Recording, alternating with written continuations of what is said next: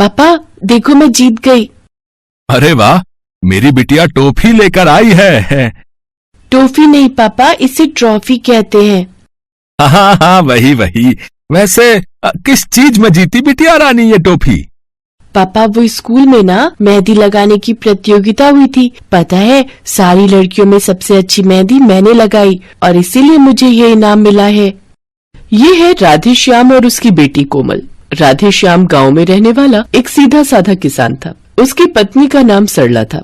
राधे श्याम अपने परिवार का पेट पालने के लिए बहुत मेहनत करता था। सरला घर संभालती थी और कोमल 12वीं की पढ़ाई कर रही थी। कोमल को मेहंदी लगाने का और मेकअप करने का बहुत शौक था। फिर उसी शाम, तू पढ़ाई में तो कभी अव्वल नहीं आती, बस इन्हीं चीजों में दिमाग लगता है तेरा। तो क्या हुआ माँ, पढ़ाई में भी ठीक ठाक नंबरों से पास तो हो ही जाती हो ना। देखो तो कैसे पटर पटर बोलती है। सुन रहे हो आप? रहने दो जी, आप क्या सुनोगे, आप ही ने तो बिगाड़ कर रखा है इसे। हाँ भाई, तो क्या गलत किया है? अच्छा कोमल बिटिया, तुमसे एक बात करनी थी। हाँ पापा बोलिए ना। बेटी, वो बगल के गांव में अपने एक जानने वाले हैं, राम स्वरूप जी, आज मिले थे, तो वो तुम्हारे बारे में पूछ रहे थे। पर क्यों? अरे पगली, अपने बेटे से तेरी शादी करवाने के लिए, और किस लिए? शादी? पापा मुझे भी आपसे एक बात करनी है। हाँ बताओ बेटिया। पापा मैं ना 12वीं के बाद शहर जाना चाहती हूँ। हैं? पर क्यों? माँ, मैं ना शहर जाकर ब्यूटिशियन का कोर्स करना चाहती हूँ और फिर कोर्स करने के बाद वहीं शहर में ही एक बढ़िया सा ब्यूटी पार्लर खोलना चाहती हूँ। पर बिटिया, इस सब में तो। हाँ पापा, इस सब में बहुत खर्चा होगा, लेकिन पापा मैं आपसे वादा करती हूँ कि मैं पूरी मेहनत से काम सीखूंगी और फिर खूब पैसे कमाऊंगी। अरे पर तुझे शहर भेजने के लिए पैसे आएंगे कहाँ से? अब इंतजाम हो जाएगा। अगर कोमल जाना चाहती है तो उसे जाने दो, मैं कुछ इंतजाम कर ही लूंगा। राधे श्याम से मंजूरी मिलने से कोमल बहुत खुश थी। उधर रात को सरला ने राधे श्याम से पूछा, आपने कोमल से झूठ क्यों कहा? मैंने कब झूठ कहा? आपने कहा ना कि पैसों का इंतजाम हो जाएगा, पर कैसे? इतने पैसे कहाँ हैं हमारे पास? अरे तुम चिंता मत करो, भगवान की दया से इस बार फसल ठीक ठाक हुई है, और अगर कुछ कमी रह गई तो साहूकार जी से कुछ पैसे उधार ले लूंगा, फिर चुकाता रहूंगा आराम से। और क्या आराम से? वो लाला खाल खींच लेता है, भूल गए क्या? देखो सरला, पहली बार तो कोमल ने कुछ मांगा है और मुझे अपनी बेटी पर पूरा भरोसा है। तुम देखना, एक दिन वो तुम्हारा, मेरा और इस रामपुरा का नाम रोशन करेगी। हाँ। कुछ दिन बाद ही कोमल का 12वीं का रिजल्ट आया और वो अच्छे नंबरों से पास हो गई। फिर उसने शहर में एक अच्छे इंस्टीट्यूट में ब्यूटिशियन के कोर्स के लिए एडमिशन ले लिया। राधे श्याम ने अपनी पूरी फसल बेचकर और कुछ पैसे उधार लेकर सारा इंतजाम किया। कोमल अपना सपना साकार होते देख बहुत खुश थी, तो उसे खुश देखकर राधे श्याम और सरला भी खुश थे। अच्छा पापा, चलती हूँ, अपना ख्याल रखना, और माँ तुम भी। तू खुद ही तो जाना चाहती थी, अब रो क्यों रही है पगली? अच्छा अच्छा, चलो थोड़े आंसू इसकी विदाई के लिए बचा कर रखो। इसके बाद कोमल शहर चली गई और खूब मन से ब्यूटिशियन का कोर्स करने लगी। वो समझती थी कि उसके पिता ने उसके लिए कितनी मेहनत की है, इसीलिए वो भी बिना किसी लापरवाही के सब कुछ सीखने लगी। इंस्टीट्यूट में चाहे कोई एग्जाम हो या फिर कोई कंपटीशन, पहले नंबर पर हमेशा कोमल ही होती थी। फिर एक दिन, नमस्ते पापा, कैसे हो आप? हम ठीक हैं बिटिया, तुम कैसी हो? मैं भी अच्छी हूँ पापा। पापा आपको पता है, आज मैंने बहुत अच्छी चीज सीखी। अच्छा, तो बताओ क्या सीखा? पापा वो कुछ घरेलू सामान और कुछ सब्जियों से भी हम अपनी त्वचा का बहुत अच्छे से ख्याल रख सकते हैं, और इसे हर्बल कॉस्मेटिक कहते हैं। क्या? हरी लाल? हाँ पापा, हरी लाल। खैर छोड़ो, अब माँ कैसी है? अच्छी है, दिन रात तुझे याद करती है।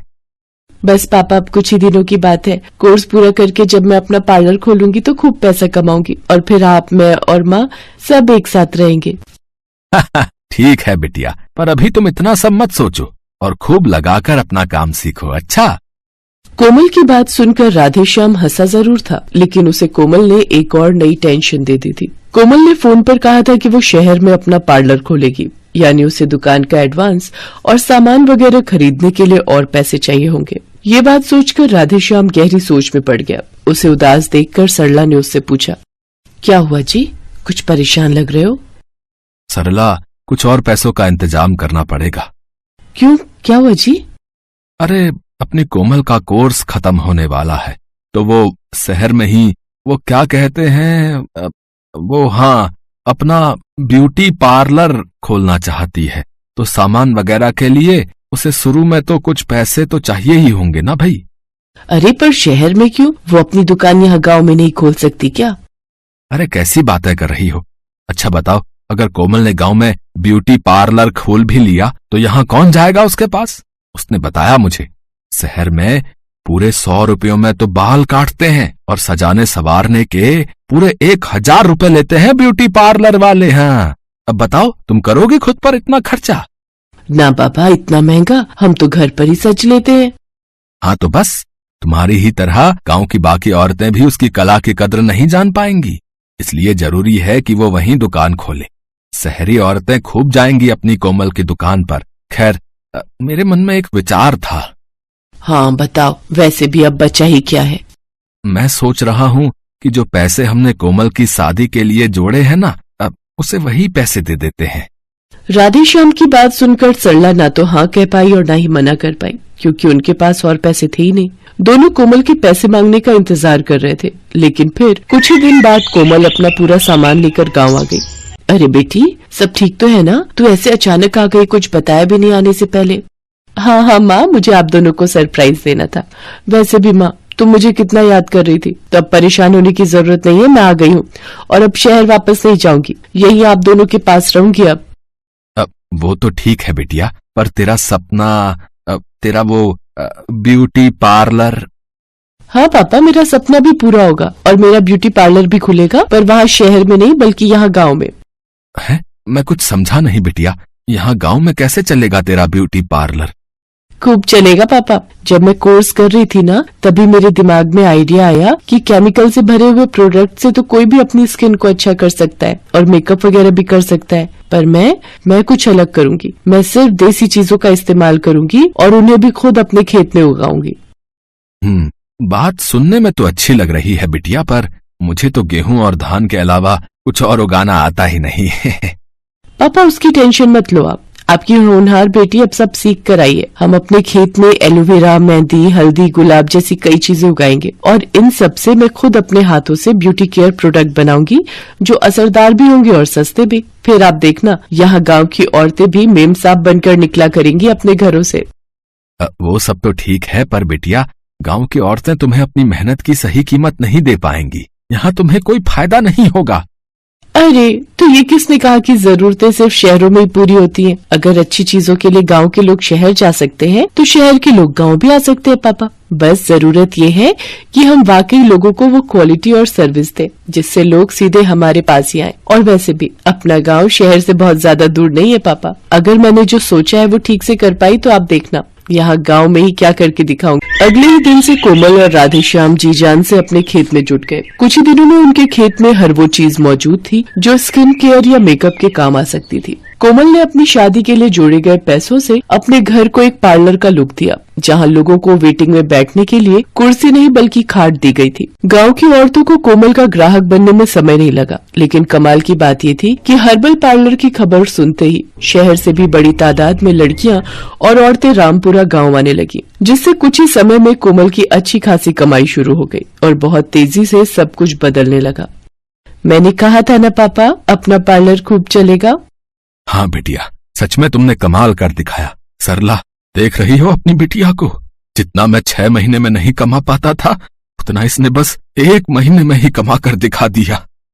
राधेश्याम खुशी के आंसू लिए वहाँ से चला गया और गांव की चौपाल पर अपने दोस्तों के साथ बैठकर बात करने लगा। तभी वहाँ एक बड़ी गाड़ी आकर रुकी। उसमें से एक महिला ने राधेश्याम से पूछा, सुनिए अंकल, ये कोमल का गांव है ना, वो जो? हाँ हाँ, आप बिल्कुल सही जगह आई हैं। आप आगे से दाएं चले जाइए, कोमल बिटिया का हर्बल ब्यूटी पार्लर वहीं है। कोमल ने न सिर्फ अपने माता पिता का नाम रोशन किया, बल्कि अब तो रामपुरा को भी उसके नाम से ही जाना जा रहा था। लेकिन ये जीत अकेले कोमल की नहीं थी, बल्कि उस विश्वास की भी थी जो राधेश्याम को हमेशा से अपनी बेटी पर था।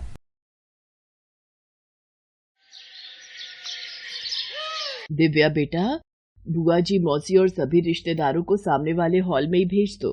भावना आ गई है, वो वहीं सबका मेकअप कर देगी। मम्मी, मुझे भावना से तैयार नहीं होना, बहुत ही सस्ता मेकअप यूज करती है वो। मैं तो मार्केट में जो नया ब्यूटी पार्लर खुला है वहीं तैयार होने जा रही हूँ। आप हो जाना उस भावना से तैयार। चल निधि, हम तैयार होने चलते हैं। आखिर मेरे इकलौते भाई की शादी है, इतनी सस्ती ब्यूटी पार्लर वाली से थोड़ी तैयार होंगी मैं। इस लड़की का दिमाग भी पता नहीं कहाँ रहता है। भावना इतना अच्छा मेकअप करती है, मेरी खास सहेली की बेटी है, कोई बाहर की तो है नहीं। इतने सालों से हमारे घर आ रही है। जब भी कहीं जाना होता है बेचारी को एक बार फोन में लगाती हूँ और झटपट चली आती है।